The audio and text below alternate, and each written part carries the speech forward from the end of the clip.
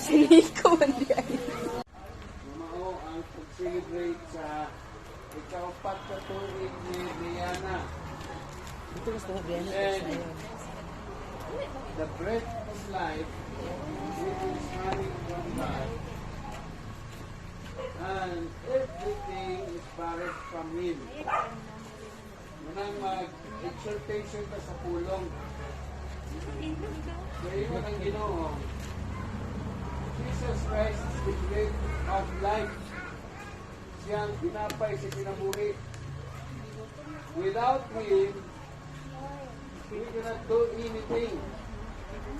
Kaya nga itong talang kinabuhi, malaman na lang.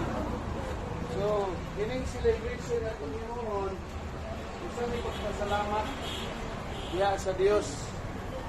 Magpasalamat na ito nga nadungagan og tuig atong kinabuhi. Kung dako na ito kayong pasalamat sa Ginoo. Kay walay na kay balo.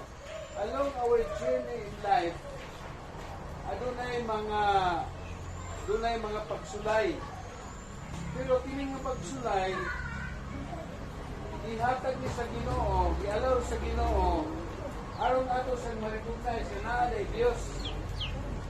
Glory to God.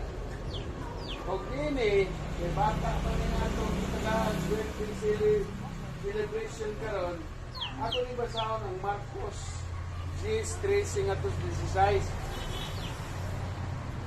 Ang pulong nag-ingon, sa Marcos chapter 10 verse 13 to 16.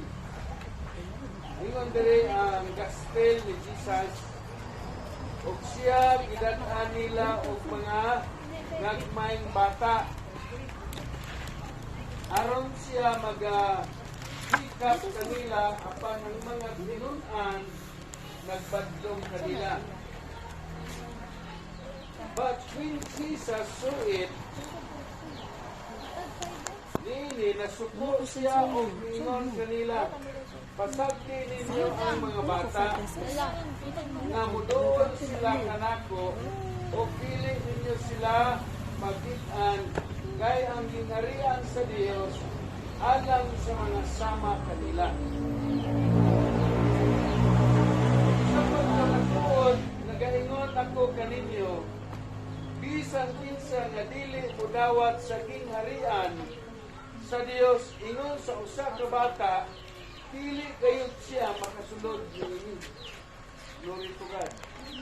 Sa 16 sa ingon, o sa nakugos niya sila sa iyang mga bukton o napandungan sa iyang mga kamot, iyang ipanalanginan sila. So ang bata di ay mas duol siya sa kasing-kasing sa Dios. Praise God. Sa dili pa nako ni siya bungkagon o ipasabot,